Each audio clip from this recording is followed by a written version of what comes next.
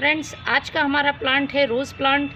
गुलाब तो हम सभी को पसंद होता है और सभी हम घर में लगाना चाहते हैं, लेकिन जब गुलाब में फूल नहीं आते हैं, उसकी ग्रोथ नहीं होती है, तब हम परेशान हो जाते हैं। तो आज की वीडियो में मैं शेयर करूंगी एक ऐसा फर्टिलाइज़र जिससे प्लांट में ग्रोथ भी होगी और फूल भी अच्छी मात्रा में आएंगे। इसके साथ ही फूलों का साइज़ बहुत बड़ा होगा, क्योंकि कभी कभी प्लांट में फूल आ जाते हैं लेकिन फूलों का साइज़ बहुत छोटा होता है, तो वह समस्या भी खत्म होगी। इसके साथ ही बारिश में प्लांट की देखभाल कैसे करनी है, हम कौन सी गलती करते हैं जिससे प्लांट की ग्रोथ नहीं होती है, इन सारी बातों पे मैं इस वीडियो में चर्चा करूंगी। तो फ्रेंड्स, यदि गर्मियों में आपका रोज़ प्लांट बिल्कुल से सूख गया था, उसमें ग्रोथ रुक गई थी और अब मानसून सीज़न आने के बाद भी प्लांट में ग्रोथ नहीं हो रही है, तो उस पर आपको पहले 1 से 2 काम करने होंगे। उसके बाद आप फर्टिलाइज़र डालें तो प्लांट को बहुत जल्दी फ़ायदा होगा। यूँ तो नेचुरली बारिश के दिनों में प्लांट में ग्रोथ भी अच्छी होती है, पत्तियां हरी बनी रहती हैं, क्योंकि उसमें बारिश के पानी में अच्छी मात्रा में नाइट्रोजन होता है और थोड़ा सा पानी एसिडिक भी होता है। एसिडिक सॉइल में ये हमारे फूलों वाले पौधे बहुत अच्छी ग्रोथ करते हैं। लेकिन प्लांट की ग्रोथ तेज़ हो और फूलों का आकार भी बड़ा हो, फूलों में संख्या भी ज़्यादा हो, तो इसके लिए आपको फिर फर्टिलाइज़र देने होते हैं। तो सबसे पहले बारिश के दिनों में इस बात का आप ध्यान रखें, प्लांट की सॉइल में किसी तरह का पानी जमा नहीं होना चाहिए। बारिश के दिनों में लगातार पानी बरसने से मिट्टी अक्सर गीली रहती है और उसमें नमी रहती है, और जब आप इसका ड्रेनेज सिस्टम सही नहीं रखते हैं तो पानी भरा रहता है। भरे रहने की वजह से प्लांट हमारा ख़राब हो जाता है, उसकी जड़ें सड़ गल जाती हैं। इस बात का ध्यान रखें, मिट्टी का ड्रेनेज सिस्टम आप बहुत ही अच्छा करके रखें, ख़ास तौर पे बारिश के दिनों में। आप मेरे प्लांट की सॉइल देख रहे होंगे, देखिए बिल्कुल हल्की सॉइल है, इसमें किसी तरह की पानी की ज़्यादा मात्रा नहीं है, बस मिट्टी में नमी बनी रहनी चाहिए। इस तरह से आपको वाटरिंग करनी है। किसी भी तरह का खरपतवार या कचरा बिल्कुल भी इकट्ठा मिट्टी में नहीं होना चाहिए। और यदि आपका प्लांट काफ़ी बड़ा हो गया है, फिर भी आपने उसको छोटे पॉट में लगा रखा है, तो आपको पॉट चेंज करना होगा। मानसून बहुत ही अच्छा समय होता है किसी भी प्लांट की रिपोर्टिंग का, तो इस समय आप रिपोर्ट अपने रोज़ प्लांट को कर सकते हैं।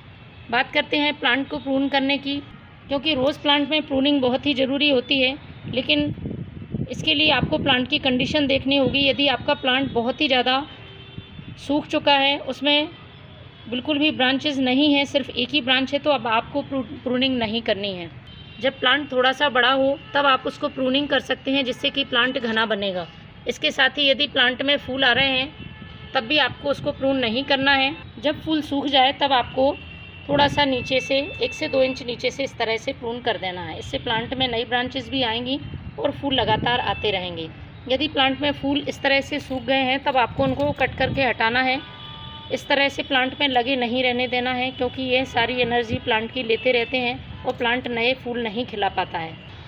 प्लांट में किसी तरह की ख़राब पत्तियां हैं तो उनको आपको बिल्कुल समय समय पर हटाते रहना है, क्योंकि ये पत्तियां यदि मिट्टी में गिरती हैं, गीली हो जाती हैं, तो ये फंगस लगा देती हैं प्लांट को। इसलिए इस बात का ध्यान रखें। और यदि आप प्लांट की कटिंग कर रहे हैं, जब भी आप कटाई छटाई करते हैं, तो कटे हुए हिस्से पर आपको हल्दी पाउडर का इस्तेमाल करना है। उसका आप लेप लगा सकते हैं, जिससे कि प्लांट में किसी तरह की डायबैक की समस्या ना हो। मिट्टी की एक बार आपको गुड़ाई ज़रूर करनी है। जब भी आप अपने प्लांट के लिए फर्टिलाइज़ कर रहे हैं तब आप मिट्टी को हल्का रखें, जिससे कि फर्टिलाइज़र बहुत तेज़ी से प्लांट पर असर कर सके। तो चलिए मैं बताती हूँ कौन सी 2 चीज़ें हैं जो आपको प्लांट में डालनी है, जिससे आपके प्लांट की रुकी हुई ग्रोथ भी तेज़ होगी और पौधे में फूल भी अच्छे आएंगे। तो 2 चीज़ें मैं इसमें इस्तेमाल करूँगी, पोषक तत्वों से भरपूर हैं। पहले ही आप देख रहे हैं, यह है पुराने गोबर का खाद।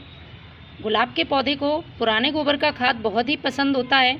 आप इसका यूज़ महीने में 1 बार अपने प्लांट पर ज़रूर करें।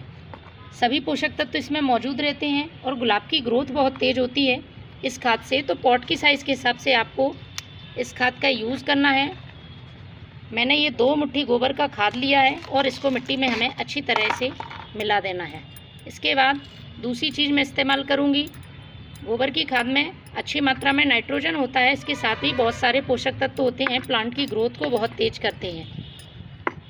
दूसरी जो चीज़ मैं इस्तेमाल कर रही हूँ पोटेशियम से भरपूर है, पौधे में फूल लाने के लिए बेहद मदद करती है।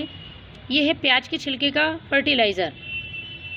1 मुट्ठी प्याज के छिलके को 2 लीटर पानी में आपको 1 दिन के लिए भिगा कर रख देना है और इस पानी का इस्तेमाल हमें प्लांट में करना है।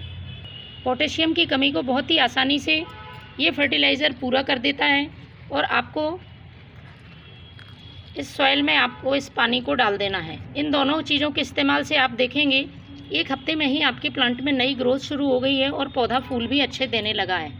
तो फ्रेंड्स, आप भी अपने रोज़ प्लांट को इस तरह से फर्टिलाइज़ करें और उसको ग्रोथ को बढ़ाएं। Thank you.